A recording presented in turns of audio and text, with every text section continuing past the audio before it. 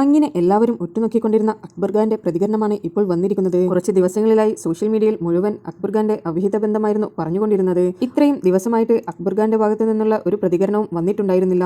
എന്നാൽ ഇന്നിതാ ഇൻസ്റ്റാഗ്രാം പോസ്റ്റിലൂടെ തനിക്ക് പറയുവാനുള്ള കാര്യങ്ങളെല്ലാം വ്യക്തമാക്കിയിരിക്കുകയാണ് അക്ബർ ഖാൻ. പോസ്റ്റിന്റെ വിശദരൂപം ഞാൻ ഇവിടെ പേസ്റ്റ് ചെയ്യുന്നുണ്ട്. മലയാളത്തിലും ഇംഗ്ലീഷിലുമുണ്ട്. നിങ്ങൾക്ക് മലയാളത്തിലാണ് വായിക്കുവാൻ താല്പര്യമെങ്കിൽ വീഡിയോ ഒന്ന് കുറച്ച് ഫോർവേഡ് ചെയ്ത് കണ്ടാൽ മാത്രം മതി.